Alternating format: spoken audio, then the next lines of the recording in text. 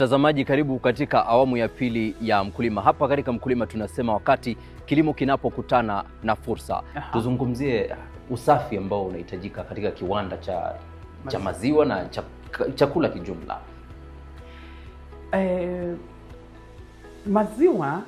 Maziwa tunasema maziwa saa zingine ndio the most sensitive, ama ndio yenye inahitaji usafi yenye ni ya juu zaidi kuliko hata chakula zingine, kwa sababu maziwa tu inaharibika kwa kitu ndogo sana. Hii mashini yenyewe naweza kuwa nimeiosha lakini sijaisunza vizuri. Sasa unapata ukiweka hiyo maziwa ikichemka inafika around hiyo 80, unapata maziwa imejigawa kwa sababu haikuwa safi vizuri. Unatengeneza alafu ukikua sasa ile unafikiria maziwa iko karibu kuwa tayari, unapata maziwa imeanza kupata molds kwa sababu ya environment. Nikiingia asubuhi kama leo kabla umefika, nimefanya kitu naita sanitization. Unatumia maji na sensitizer. Hiyo ni ya kumaliza any molds yoyote ama uchafu yoyote inaweza kuwa kwa hewa, kwa sababu ulikuwa umechemsha maziwa juzi, kwa sababu ulikuwa umetengeneza maziwa jana, yogurt ingine jana ama kitu kama hiyo. Kwa hiyo environment, kwa sababu unajua hiyo joto na hiyo baridi na hiyo hewa yenye iko nje, kwa sababu ni lazima ikuwe na space yenye unafungua madirisha na kila kitu. Sasa ni lazima usanitize, na kusanitize tu ni kuclean. So unaosha huko chini, unaosha meza zako, unaosha equipment zako, alafu unaweka hiyo sanitizer. Okay? Alafu sasa asubuhi yake kabla umeanza ama kama umeingia, kama sasa venye umeingia, immediately tu tukimaliza kuchemsha maziwa tunaiset, ni lazima ni sanitize. Kwa sababu kumekuwa na mtu zaidi ya mmoja mwenye unatengeneza maziwa naye. Na yenye mwenye hata kama uko umejivalisha, hata kama uko na zile vitu kama vizuizi kama hizi yenye nimevaa, ama uko na kabuti, unaona hata ninavaa miwani, siwezi fanya nayo hapa. Njeri, tumemaliza hapa kwenye kiwanda, sasa twende wapi? Tutaenda tu penye tuko na duka yenye tunauza zile vitu zote tumemaliza kutengeneza. Kwa sababu sasa hii maziwa yenye tumefikisha hapo ni lazima iendelee mpaka sasa masaa 6. Sasa tunaenda kuona zile tayari tumetengeneza. Twende. Asante. So hapa ndo unafanya sasa after umetoka kiwanda unakuja hapa. Sasa tunaleta hizi zile zenye zote ziko packed, tunazileta hapa. Ndizo hizi naona hapa kwenye jokovu. Sasa ndio hizi tumeweka ready. Sasa tuko na hizi zenye zote tumepack already. Sasa hiyo ndio kazi yenyewe. Hizi zote ziko ile finished product. Naona hapa kuna kefiri ambavyo umesema, kuna hiyo na kuna hii. Hizi ni yogurts lakini different flavors. Baada ya maziwa kufanyiwa mchakato kule katika kiwanda, tunakuja hapa ambapo sasa Njeri anatuelezea anachokiendeleza hapa. Njeri, tupe mwelekeo. Sasa ukimaliza kutengeneza maziwa kwa factory, huwezi uzia kwa factory. Kwa sababu ya hizo issue ya watu wenye watakuja kununua, kuna mtu anaweza kukuja na virus. Kwa hivyo ndio maana tunasema huwezi kwenye unatengenezea maziwa, juu ya hiyo kuweka usafi na kuwa haina watu wengi wanakuja kuingia huko. Sasa ni lazima ukuwe na mahali penye unauzia. Sasa kwa hivyo hizi ni zile products tumeseal, tumetengeneza, zimekuwa tayari. Sasa ziko za kuuza na kwenda kwa watu kuzitumia sasa. Kwa nini? Kwa sababu wakati tulikuwa tunazungumza awali ulitaja kwamba umejiingiza katika aina fulani ya kuongeza thamani. Yes. Hebu tueleze kwa nini uliamua kuingilia sekta hiyo? Niliamulia kuingilia kwa sababu niliona kuna wakulima wengi sana wanapoteza hiyo maziwa yao. Kwa sababu venye nilisema hii time maziwa fresh inakaa siku 3. Hata yenye imechemshwa inakaa tu siku 3, maximum ya siku 5. Lakini ukitengeneza kama hii maziwa inakaa mwezi mzima. Hii maziwa inakaa mwezi mzima bila kuweka kemikali yoyote ya kuzuia isikuwe mbaya. So unaweza kaa hiyo maziwa siku 30.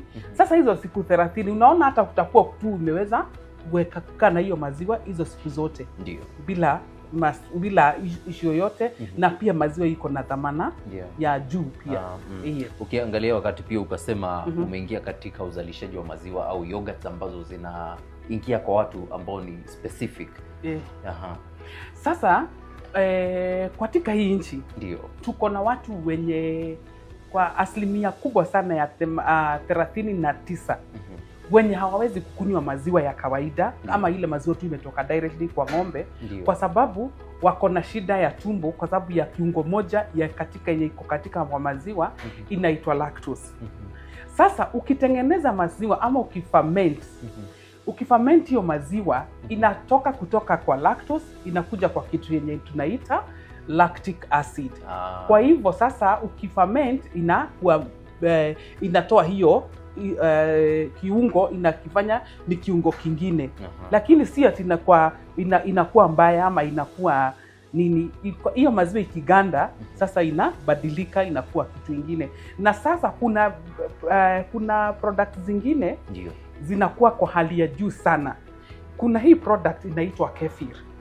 Hii kefir iko na zaidi ya 45 ya zile viungo mzuri zenye zinahitajika kwa tumbo kwa mtu mwenye kwa juu ya afya.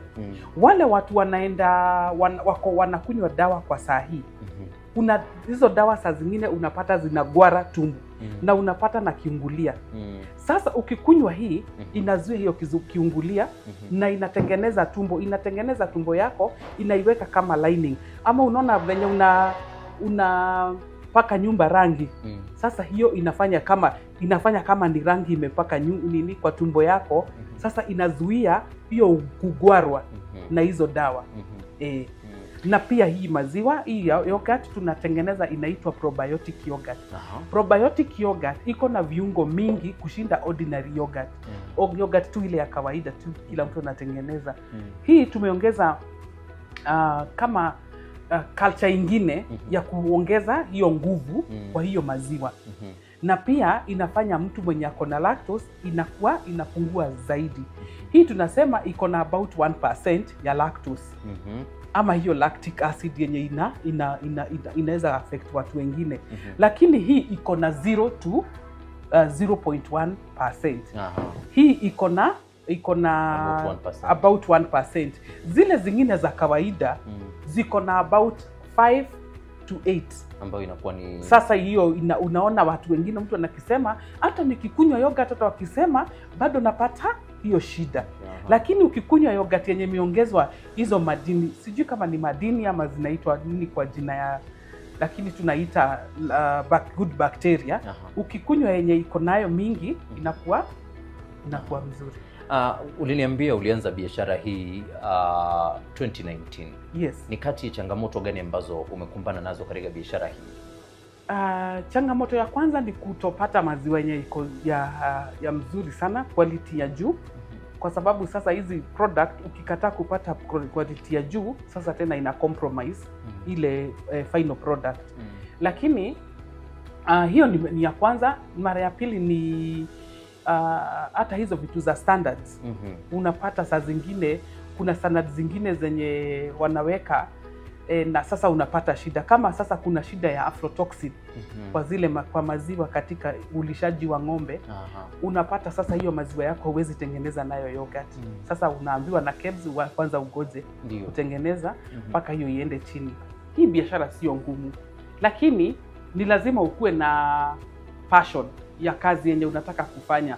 Kwa sababu ile shida nimepata sana tunakoneo na vijana ama na mtu yeyote mwenye nataka kuanzisha biashara, ni ile mtu kwanza kuangalia ni faida gani nitapata. Lakini ukiangalia ni nini yengine utapatia watu, kuna kitu yengine yoyote unaweza leta, kuna ubadiliko yoyote unaweza leta kwa watu wengine ama kwako tu ama kwa wale wenye wanalisha hizo ng'ombe, unaweza wapatia ili waweze kuwa na dhamana kuu ya hiyo maziwa yenye wanatengeneza ama hizo ng'ombe zenye wanalisha, ama kichochote kile unaweza ongezea kwa mtu mwingine. Kwanza acha ujiangalia wewe mwenyewe binafsi, angalia zile vitu zingine zenye unaweza leta. Mtazamaji, ni hayo tuliokuandalia katika makala ya wiki hii kutoka hapa Thendegwa, kaunti ya Kiambu. Kama una swali au ungependa tukutembelee katika shamba lako mtazamaji, usisite tutembelee katika tovuti yetu @mkulima KBC Channel 1. Mimi naitwa Boniface Mutunga. Kwaheri.